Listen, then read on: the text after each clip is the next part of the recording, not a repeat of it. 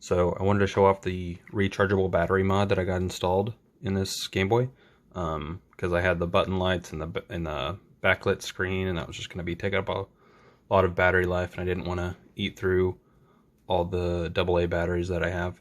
So as you can see down there at the bottom, I now have a micro USB port installed. They do have USB-C ports available, but the micro USB was way cheaper, so I went with that because I have plenty of micro USB cables, so that works out just well for me. So I'll show you under the battery port here.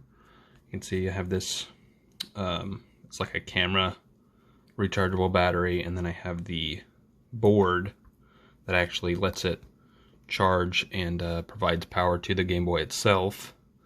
I got that all soldered in there and then soldered down to the port down here. So let me open this up and show you what it actually looks like on the inside. I also wanted to show actually plugging in the Game Boy here and what it looks like when that happens. So I got my micro USB, and just goes in nice and easy. And then you can see on the back here there is a little red LED you can see shining through the plastic, and let me show that there.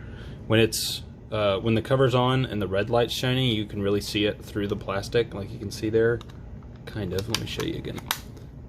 See, it's a lot easier to see in real life, so you really see it glow there.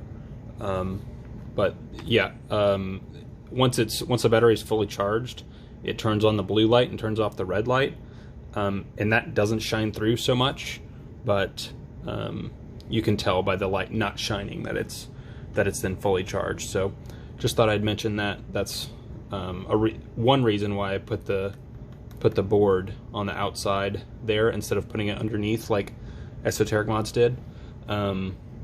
Just because I can actually see the LED from the outside.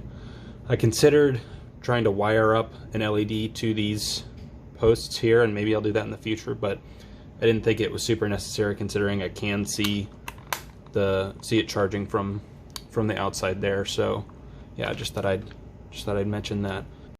Okay, so now we're all opened up here. You can see there's the battery. I had a 1200 milliamp hour battery, and that it seems to work pretty well. On a full charge I got almost 6 hours. Doing a test yesterday, I just let it run the Pokemon Silver intro screen thing, and that seemed to get 6 hours just about. I wasn't doing an exact timer, but that was approximately what it was. But you can see here I let me get a pointer here.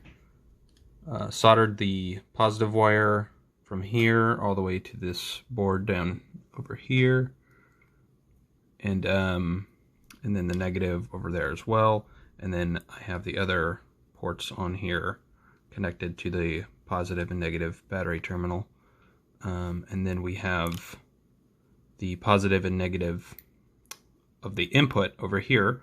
I soldered those to go all the way around to the micro USB port on the bottom, and I hot glued it in place. It's not pretty, but it's functional, and it's on the inside, so it doesn't really matter how it looks.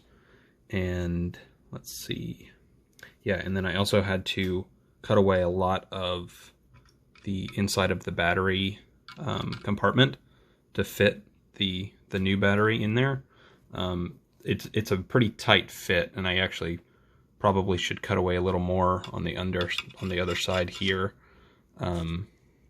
because it's pretty tight fit, and I don't want to put too much pressure on the battery because that can cause issues. But I don't think it's too tight to actually be causing issues.